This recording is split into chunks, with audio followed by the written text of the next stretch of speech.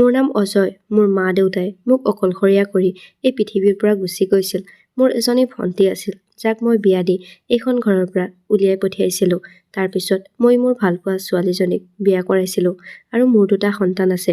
কিন্তু মোৰ পত্নীয়ে কেতিয়াও মোৰ কথা শুনা নাছিল। কেতিয়াবা মোৰ পত্নীৰ কথাবোৰে মোক শ্বাসৰুদ্ধ কৰি তুলিছিল। তাইৰ লগত মই একেবাৰেই সুখী নাছিলোঁ। তাই সকলো কথাতে জেদ কৰিছিল। মই মোৰ বিয়াৰ আগতে মোৰ সৰু ভণ্টিক এটা ভাল পৰিয়ালত বিয়া দিছিলোঁ। শহুৰৰ ঘৰত তাই বৰ সুখী আছিল।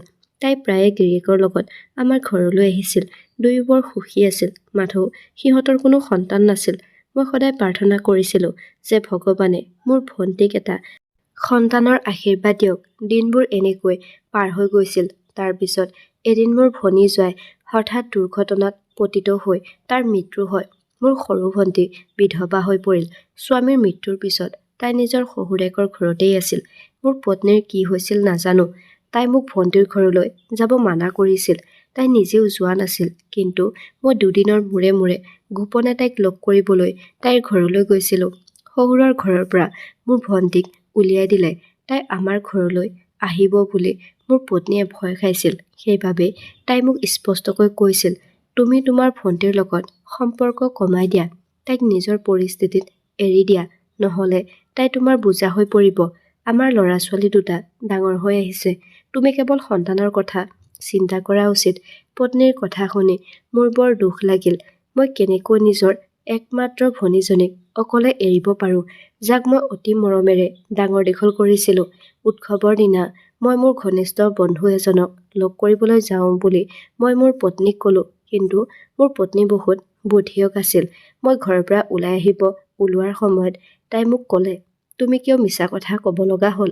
তুমিতো মোক সঁচা কথাও ক'ব পাৰিলাহেঁতেন যে তুমি তোমাৰ ভণ্টিক লগ কৰিবলৈ যাব ওলাইছা। মই তাইক কোনো উত্তৰ নিদিলোঁ, কাৰণ উৎসৱৰ দিনা মোৰ তাইৰ লগত তৰ্ক কৰিবলৈ মন নগ'ল। সেয়ে মই মনে মনে ভণ্টিৰ ঘৰলৈ বুলি বাট ল'লোঁ। মই মিঠাইৰ সলনি কিছু ফল কিনিছিলোঁ। খালী হাতে ভনীৰ ঘৰলৈ যোৱাটো উচিত নাছিল। তাইৰ শাহুৱেক বৰ কঠোৰ আছিল আৰু প্ৰতিটো সৰু সৰু কথাতে আমাৰ দৰিদ্ৰতাক লৈ ঠাট্টা মস্কৰা কৰিছিল। আৰু এতিয়া তাইৰ স্বামীও নাই, যিয়ে তাইৰ পক্ষ লৈ মাকক নীৰৱ কৰি ৰাখিব। মই ভণ্টিৰ ঘৰলৈ গ'লোঁ। কিন্তু তাত উপস্থিত হোৱাৰ লগে লগে দেখিলোঁ যে তাইৰ শাহুৱেকে তাইক মাৰপিট কৰি আছিল। এই কথা দেখি মই স্তম্ভিত হৈ পৰিলোঁ। মই সুধিলোঁ, আপুনি মোৰ ভণ্টিক কিয় এনেকৈ মাৰি আছে? তেতিয়া তাইৰ শাহুৱেকে ক'লে যে যোৱা নিশা তোমাৰ ভনীয়েৰাৰ প্ৰেমিকে গোপনে তাইক লগ কৰিবলৈ আহিছিল। মই নিজেই তাইক হাতেলোতে ধৰিছোঁ। মোৰ ল'ৰাটোৰ মৃত্যু হোৱা এমাহো হোৱা নাই আৰু তাই প্ৰেম প্ৰীতি কৰিবলৈ আৰম্ভ কৰি দিছে। তাইৰ কাৰণে মোৰ ল'ৰাটোৰ মৃত্যু হৈছে। মই আৰু তাইক এইখন ঘৰত সহ্য নকৰোঁ। মই তাইক মোৰ ল'ৰাৰ বিধৱা বুলি ভাবি ঘৰত আশ্ৰয় দিলোঁ। কিন্তু তাই আমাৰ সন্মানক কলংকিত কৰিছে। ভণ্টিৰ শাহুৱেকৰ কথা শুনি মই থতমত খাই মোৰ ভণ্টিলৈ চালোঁ। তেতিয়া দেখিলোঁ যে তাইৰ গাৰ পৰা তেজ ওলাই আছিল। তাইক ইমান জোৰেৰে মাৰপিট কৰিছিল যে তাইৰ মুখখন ৰঙা হৈ পৰিছিল। তাইৰ কাপোৰবোৰ ঠায়ে ঠায়ে ফাটি গৈছিল। মই তাইক সুধিলোঁ, তোমাৰ শাহুৱে সকলো সঁচা কথা কৈছেনে? কিন্তু তাই নিমাত হৈ থাকিল আৰু তাইৰ মৌনতাই তাইক দোষী বুলি প্ৰমাণ কৰিলে। তাইৰ শাহুৱেকে তাইৰ বস্তুবোৰ মোৰ সন্মুখত পেলাই দি ক'লে, এই অনৈতিক মহিলাগৰাকীক আৰু আমাৰ ঘৰত ৰাখিব নোৱাৰোঁ। তুমি তাইক নিজৰ ঘৰলৈ লৈ যোৱা। তাইৰ শাহুৱেকৰ কথা শুনি মই তাইৰ হাতত ধৰি নিজৰ ঘৰলৈ লৈ আনিলোঁ। বাৰান্দাত বহি থকা মোৰ পত্নীয়ে মোৰ লগত মোৰ বিধৱা ভনীজনীক দেখি তাই বহুত হুলস্থুলৰ সৃষ্টি কৰিলে আৰু তাই ক'বলৈ ধৰিলে যে প্ৰথমে তাই গিৰিয়েকৰ মূৰ খালে আৰু এতিয়া তুমি তাইক আমাৰ ঘৰলৈ লৈ আহিছা। তাইৰ শাহুৱেকে তাইক ৰাখিব বিচৰা নাই, কাৰণ সিহঁতে তাইক নিজৰ পুত্ৰৰ সম্পত্তিৰ এটা অংশ দিব লাগিব। তুমি তাইক তাতে এৰি থৈ আহিব লাগিছিল। এতিয়া মই মোৰ পত্নীক কেনেকৈ ক'ম যে তাইৰ শাহুৱেকে তাইৰ বিৰুদ্ধে কি অভিযোগ উত্থাপন কৰিছিল? মই মোৰ পত্নীক ক'লোঁ যে তাই ইয়াতে কিছুদিনৰ বাবে থাকিব আৰু তাৰপিছত মই তাইৰ দ্বিতীয় বিবাহৰ ব্যৱস্থা কৰিম। আনহাতে আমাৰ ঘৰত মাত্ৰ 2টা কোঠা আৰু এখন বাৰান্দা আছিল। তাইৰ বিয়াৰ পিছত আমি তাইৰ কোঠাটো আমাৰ ল'ৰা-ছোৱালী 2টাক দিছিলোঁ। গতিকে ভণ্টিৰ বাবে কোনো কোঠা নাছিল। মই মোৰ পত্নীক ক'লোঁ যে ভণ্টি ল'ৰা-ছোৱালী 2টাৰ লগতে থাকিব। কিন্তু মোৰ ল'ৰা-ছোৱালীয়ে এই কথাটো সম্পূৰ্ণৰূপে নাকচ কৰিলে। সিহঁতে ক'লে, পাপা, তুমি পেহীক তোমালোকৰ কোঠাতে ৰাখা। এতিয়া মই মোৰ বিধৱা ভণ্টিক মোৰ কোঠাত কেনেকৈ ৰাখিব পাৰোঁ। মোৰ পত্নীয়ে ক'লে যে তোমাৰ ভণ্টিৰ বাবে বাৰাণ্ডাতে এটা কোঠা বনাই দিয়া, তাই যাতে আৰামত শুব পাৰে। তুমি চিন্তা নকৰিবা। তাইৰ এই কথাটো মোৰ বৰ ভাল নালাগিল যদিও মোৰ ঘৰত মোৰ পত্নীয়ে সকলো চূড়ান্ত সিদ্ধান্ত লৈছিল। গতিকে মই নিমাত হৈ থাকিলোঁ, কাৰণ মোৰ পত্নীয়ে যদি মোৰ ভণ্টিৰ ওপৰত উত্থাপিত অভিযোগৰ কথা গম পালেহেঁতেন তেন্তে তাইক বাৰাণ্ডাতো ঠাই নিদিলেহেঁতেন, বৰঞ্চ তাইক ঘৰৰ পৰা উলিয়াই দিলেহেঁতেন। মাত্ৰ এদিন পাৰ হৈ গ'ল ভণ্টি আমাৰ ঘৰলৈ অহা আৰু মোৰ পত্নীয়ে ঘৰৰ সমগ্ৰ দায়িত্ব তাইৰ ওপৰত তুলি দিলে। এই সকলোবোৰ মোৰ ভাল নালাগিল যদিও মই মোৰ পত্নীৰ আগত এটা শব্দও কোৱা সাহস নাছিল। গতিকে নিজৰ পত্নীক নিজৰ ঘৰতে দাসী হিচাপে চাবলৈ ধৰিলোঁ। এদিন মই কৰ্মস্থলীৰ পৰা উভতি আহোঁতে মোৰ পত্নীয়ে ক'লে যে তোমাৰ ভনীয়াৰৰ স্বভাৱটো মোৰ ভাল নালাগে। মোৰ এনে লাগে যেন তাই নিজৰ স্বামীৰ মৃত্যুৰ পিছত তাই আৰু বেছি চঞ্চল হৈ পৰিছে। তুমি মোৰ কথাত বিশ্বাস নকৰিলে নাই, এদিন এই সত্যটো তুমি নিজেই গম পাবা। পত্নীৰ কথা শুনি ভণ্টিৰ শাহুৱেকে কোৱা কথাবোৰ মোৰ মনত পৰিল। তাইৰ শাহুৱেকেও একেধৰণৰ কথাকে কৈছিল। মই অলপ সময় নিমাত হৈ পৰিলোঁ। এইখিনি কোৱাৰ পিছত মোৰ পত্নীয়ে ল'ৰা-ছোৱালীৰ কোঠাটোলৈ সোমাই গ'ল আৰু মই চিন্তাত হেৰাই গৈছিলোঁ। সঁচাকৈ মোৰ ভনীজনীৰ চৰিত্ৰ বেয়া আছিল নেকি? তাইৰ আন কাৰোবাৰ লগত প্ৰেম আছিল নেকি? কিন্তু এইটো কেনেকৈ সম্ভৱ আছিল যে তাইৰ শাহুৱেক আৰু মোৰ পত্নীয়ে একে কথাই কৈ আছিল, আনহাতে মই মোৰ পত্নীক কোৱা নাছিলোঁ যে মই মোৰ ভণ্টিক শহুৰেকৰ ঘৰৰ পৰা কিয় আনিছোঁ। মই সিদ্ধান্ত লৈছিলোঁ যে মই এতিয়া অকলে ভণ্টিৰ লগত কথা পাতিম। তাৰপিছত মাত্ৰ 2 দিন পাৰ হৈ গ'ল আৰু মই সুযোগ পালোঁ। সেইদিনা মোৰ পত্নী বজাৰলৈ গৈছিল আৰু ল'ৰা-ছোৱালী দুটা টিউচনলৈ গৈছিল। ঘৰত কেৱল ভণ্টি আৰু মই আছিলোঁ। ভণ্টিয়ে মোৰ কাৰণে চাহ আনি দিলে আৰু মই তাইক মোৰ কাষত বহিবলৈ দি সুধিলোঁ যে সেইদিনা তোমাৰ শহুৰৰ ঘৰত কি হৈছিল? তোমাৰ শাহুৱে তোমাৰ বিষয়ে কিয় তেনেকৈ কৈ আছিল? তুমি এনেকুৱা কি কৰিছিলা যে তেওঁলোকে তোমাৰ ওপৰত ইমান ডাঙৰ অভিযোগ দিলে? মোৰ কথা শুনি তাই মূৰ তল কৰি একেবাৰে নিমাত হৈ থাকিল। তাই এটা শব্দও নক'লে। মই ক'লোঁ, ভণ্টি, তুমি এনেকৈ থাকিলে তুমি বদনামী হ'বা।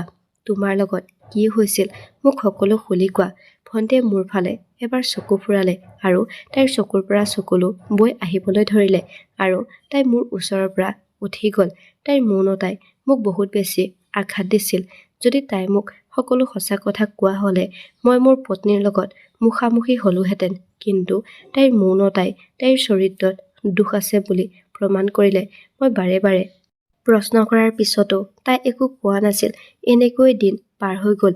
এদিন ৰাতি মই মোৰ কোঠাৰ পৰা ওলাই আহোঁতে দেখিলোঁ যে তাই নিজৰ কোঠাত নাছিল। মই ইফালে সিফালে চালোঁ যদিও তাইক ক'তো দেখা নাপালোঁ আৰু তাৰ কিছু সময়ৰ পাছত তাই টেৰেছৰ চিৰিৰে তললৈ নামি আহি আছিল। মই আচৰিত হৈ তাইক সুধিলোঁ, তুমি ইমান ৰাতি কিহৰ বাবে ছাদলৈ গৈছিলা? মোক দেখি তাই প্ৰথমতে বহুত আচৰিত হৈ পৰিল। তাৰপিছত তাই ক'লে যে তাই মাত্ৰ অলপ মুকলি বতাহ খাবলৈ টেৰেছলৈ উঠি গৈছিল, কাৰণ তাইৰ হেনো কোঠাটোত থাকি উশাহ বন্ধ হৈ গৈছিল। তাইৰ কথাবোৰ শুনি মই হজম কৰিব পৰা নাছিলোঁ, কাৰণ তাইতো বাৰাণ্ডাৰ মুকলি কোঠাটোতে শুইছিল। তেন্তে তাই টেৰেছলৈ উঠি যোৱাৰ কি প্ৰয়োজন আছিল? এতিয়া মোৰ এনে লাগিল যেন মোৰ পত্নী আৰু ভণ্টিৰ শাহুৱেকে কোৱা সকলো কথা সঁচা আছিল। এদিন মোৰ পত্নীৰ মাকৰ স্বাস্থ্যটো যথেষ্ট অৱনতি ঘটিল।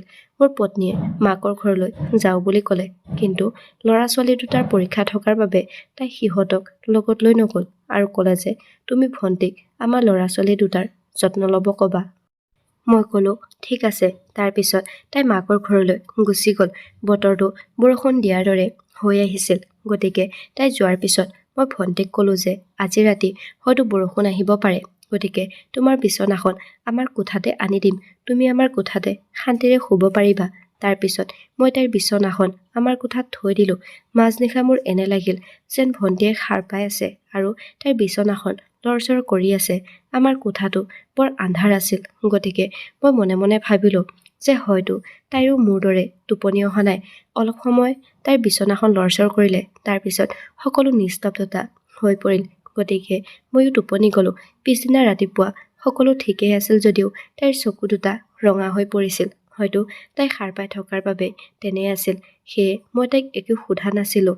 কিন্তু পিছদিনা ৰাতি মোৰ আকৌ সেই একেই অনুভৱ হ'ল। মই নিজকে নিয়ন্ত্ৰণ কৰিব নোৱাৰিলোঁ আৰু মই মোৰ মোবাইলৰ টৰ্চটো অন কৰি দিলোঁ।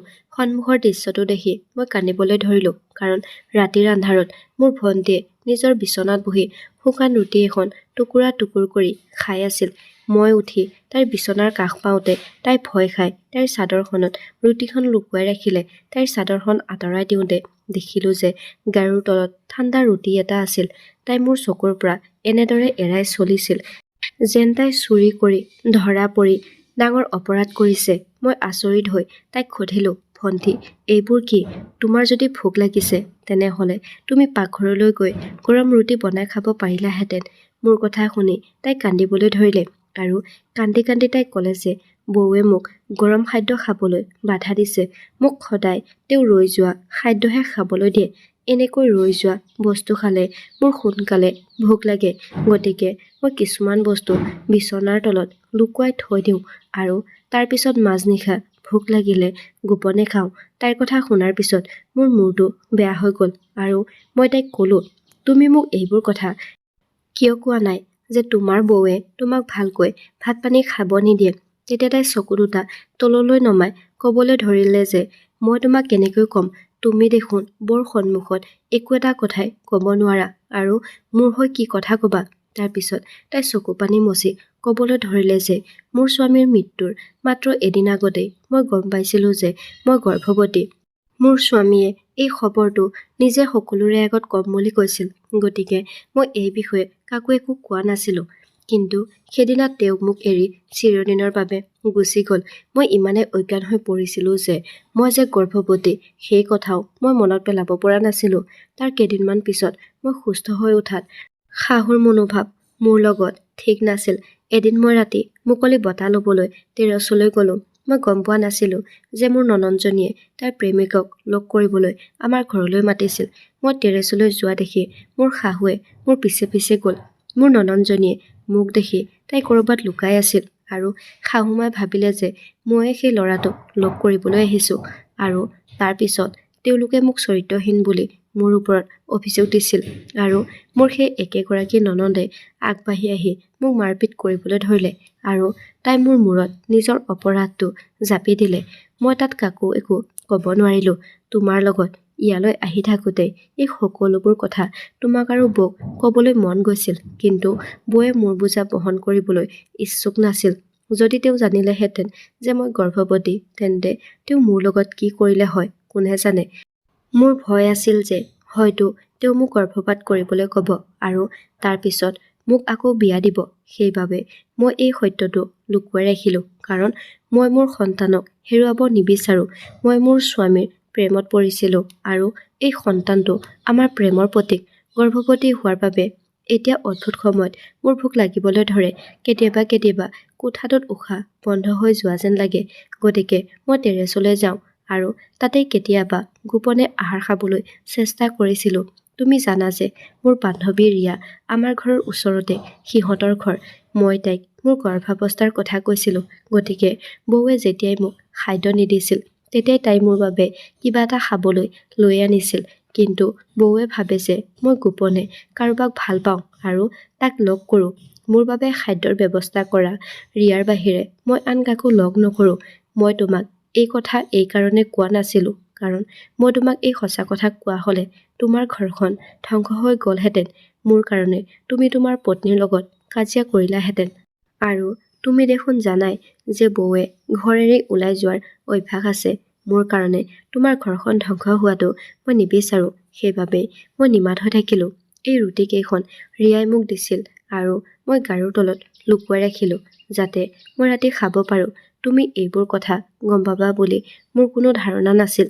এই কথা কৈ ভণ্টীয়ে জোৰেৰে কান্দিবলৈ ধৰিলে আৰু মই আগবাঢ়ি গৈ ভণ্টীক খাবতি ধৰিলোঁ। ময়ো মোৰ নিজৰ ওপৰত সকলো নিয়ন্ত্ৰণ হেৰুৱাই জোৰেৰে কান্দিবলৈ ধৰিলোঁ। মোৰ নিজৰ ঘৰতে ভণ্টীৰ লগত এইবোৰ কি নিষ্ঠুৰতা চলি আছিল মই গম পোৱা নাছিলোঁ। মোৰ ঘৰত মই তাইক অলপো সন্মান দিব পৰা নাছিলোঁ। মই কেতিয়াও তাইক সোধা নাছিলোঁ যে তাই ভাত খালেনে নাই, তাই কেনেকৈ জীয়াই আছে, তাইক কিবা লাগে নেকি। তাইক মোৰ ঘৰলৈ অনাৰ পিছত মই তাইৰ ফালে চকু মুদি দিছিলোঁ। য'ত মই জানিছিলোঁ যে মোৰ পত্নীৰ আচৰণ কেনেকুৱা, মই কেতিয়াও তাইৰ লগত মৰমৰ এটা কথাও পতা নাছিলোঁ। এতিয়া মই মোৰ প্ৰতিটো ভুল উপলব্ধি কৰিলোঁ। মই নিজ হাতেৰে ৰন্ধা-বঢ়া কৰি ভণ্টিক খাবলৈ দিলোঁ। মই সিদ্ধান্ত লৈছিলোঁ যে মই মোৰ পত্নী ঘৰলৈ আহিলে তাইৰ লগত কথা পাতিম। তাই যদি মোৰ লগত থাকিব বিচাৰে তেন্তে তাইও মোৰ ভণ্টিক সন্মান আৰু মৰম কৰিব লাগিব, নহ'লে তাই এইখন ঘৰৰ পৰা ওলাই যাব লাগিব। এসপ্তাহৰ পাছত মোৰ পত্নী ঘৰলৈ উভতি আহোঁতে মই তাইক ক'লোঁ যে মোৰ ভণ্টি গৰ্ভৱতী। মোৰ মা-দেউতাৰ সম্পত্তিত মোৰ যিমান অধিকাৰ আছে সিমান অধিকাৰ মোৰ ভণ্টিৰো আছে। মোৰ কঠোৰ মাতটো শুনি মোৰ পত্নী নিমাত হৈ পৰিল। মই প্ৰথমবাৰৰ বাবে তাইৰ লগত এইটো সুৰত কথা পাতিছিলোঁ। মই তাইক ক'লোঁ যে ভণ্টি আৰু তাইৰ সন্তানৰ পৰা তুমি কোনোদিনে অভিযোগ নোপোৱা। কিছুদিনৰ পিছতে মই টেৰেছত এটা ঘৰ সাজি ভণ্টিক দিম। তাই তোমাৰ দাসী নহয় আৰু তোমাৰ সেৱাও নকৰে। গতিকে তুমি তোমাৰ জীৱনটো নিজৰ মতে জীয়াই থাকিবা আৰু তাই নিজৰ জীৱনটো নিজৰ মতে জীয়াই থাকিব। যেতিয়া তাইৰ বাবে ভাল প্ৰস্তাৱ আহিব মই নিজেই তাইৰ বিয়া কৰাই দিম। এইখিনি কৈ মই মোৰ কথা-বতৰা শেষ কৰিলোঁ। দূৰৈত থিয় হৈ থকা ভণ্টিয়ে মোৰ কথা শুনি হৃদয়ত শান্তি পালে। এবছৰৰ পিছত মোৰ বন্ধুৰ মাকে তেওঁৰ সৰু ল'ৰাৰ বাবে মোৰ ভণ্টিৰ হাত বিচাৰিলে। গতিকে মই তাইক সেই ল'ৰাজনৰ লগত বিয়া দিলোঁ। আজি তাই নিজৰ স্বামীৰ ঘৰত সুখেৰে বাস কৰি আছে আৰু আমিও আমাৰ ঘৰত সুখেৰে বাস কৰি আছোঁ। বন্ধু-বান্ধৱীসকল, এইটোৱেই আছিল আজিৰ কাহিনী। কাহিনীটো শুনি কেনে পালে তলত কমেণ্ট কৰি জনাবলৈ নাপাহৰিব। ধন্যবাদ।